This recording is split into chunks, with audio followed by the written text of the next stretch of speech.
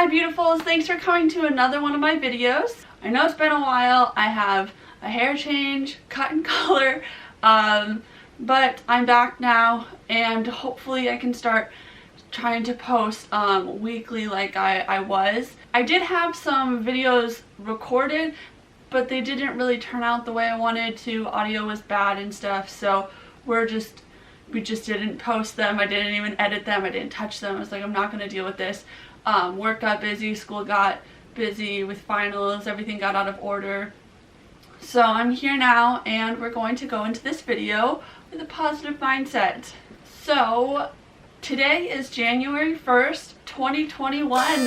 Happy New Year's, guys. This is so exciting. We made it through 2020. Hopefully 2021 won't be as bad as 2020, but we will see how things go. For today's video, to celebrate the new year, I wanted to take a K-pop recap of my personal favorites, some things that I got into during 2020, and highlights, I suppose. There's going to be different categories, and for those categories, if you guys want to comment down below what each of your favorites were, I would really appreciate your input. I'm totally interested in other people's viewpoints and opinions on things, and I always would love to check out new music from different idols and idol groups, so let me know in the comments below. So to start my 2020 K-pop rundown, I'm going to start with some of my favorites so I can take a look back in years to come on how things may have changed.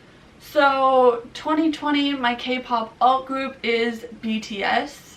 My ultimate bias is Jungkook from BTS. So now I would like to do my favorite album of the year. My favorite album was Map of the Soul 7 with an honorable mention of Love Synonym number 1, Right For Me by Wonho. Map of the Soul 7 is my favorite album because of the abundance of songs that I enjoyed. The concept was amazing. It was supposed to be the concerts that I went to for the first time for BTS after standing them for going on 6 years now.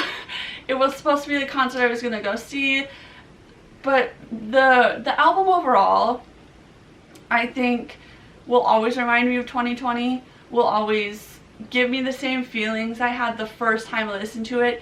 The songs within the album were special songs for ARMY that I will always cherish and enjoy. This album just had a huge impact on me as an individual and on the fandom as a whole. Some new bands that I stan in 2020. I've been a solo stan for 2 years now, I think. I did stan BTS and Big Bang and a whole bunch of other K-pop groups when I first got into K-pop, but then a lot of things happened in my life and I sort of faded out of K-pop besides BTS. And then Big Bang, they had a whole, you know, if you know Big Bang, if you're into K-pop, you know, just crap went down with Big Bang. So not really like a stan of them anymore. So some new bands that I stan NCT, more particularly NCT 127. I like their vibe more, but I do support all of NCT as a whole.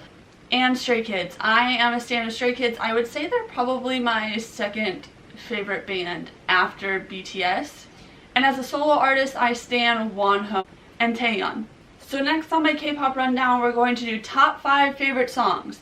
I limited this down to only individuals and bands that I stan, just because I know there is an abundance of amazing music, and if I had to go through all of it and all the stuff that's actually on my playlist, it would be never ending. There would be no top 5.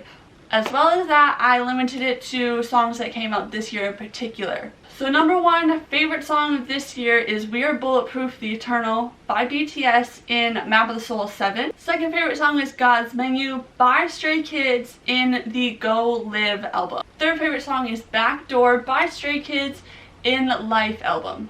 Fourth favorite song is Blue and Gray by BTS in their new album B.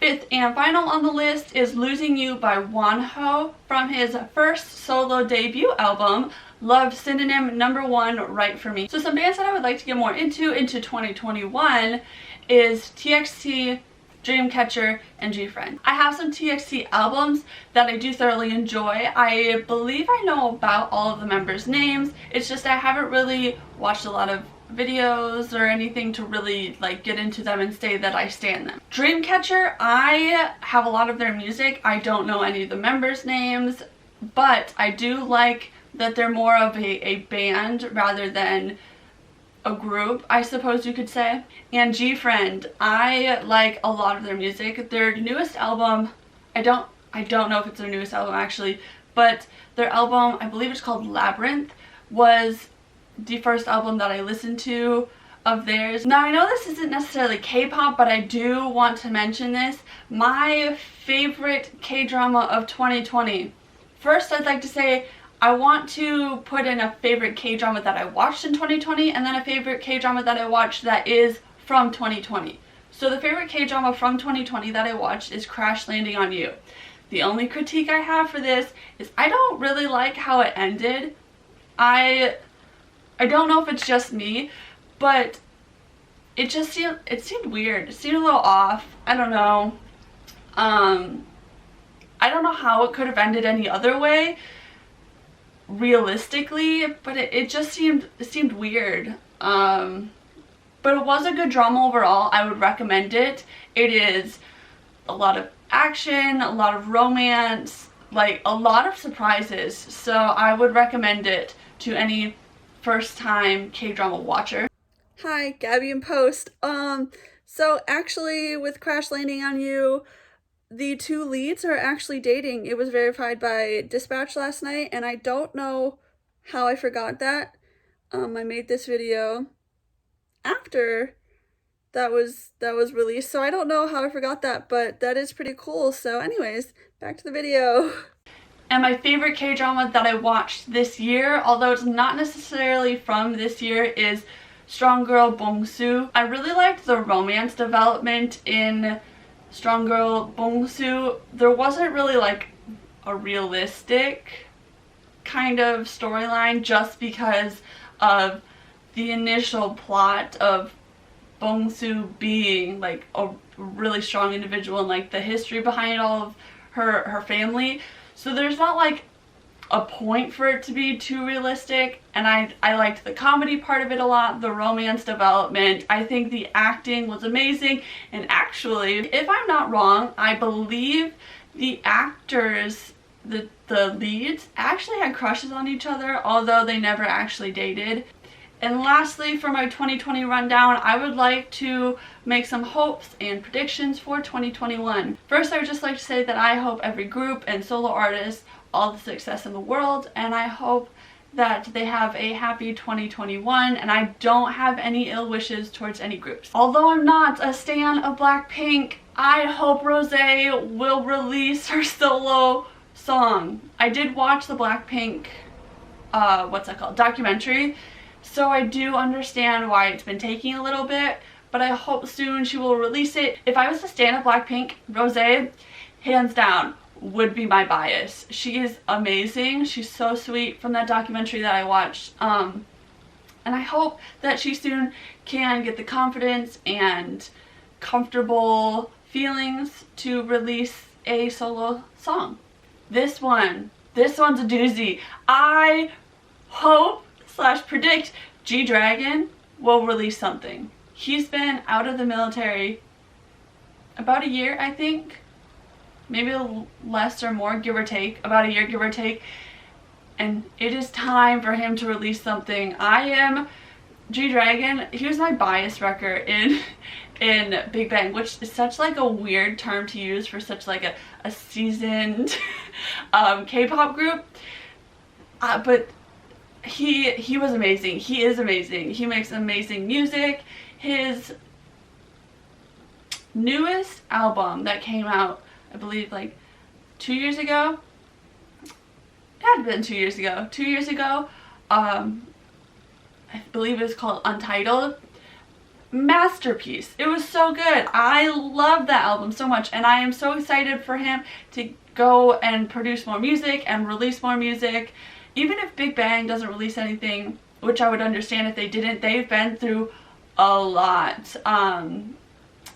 I just want G-Dragon to release something. My last prediction is Stray Kids will become worldwide famous, sort of like how BTS became famous. You know how BTS like had steps, little stepping stones to becoming as worldwide known as they are. So to me, I think Stray Kids and BTS have a lot of similarities, although you can't have the next BTS, or like for a lot of other bands, you can't have the next Beatles or the next One Direction.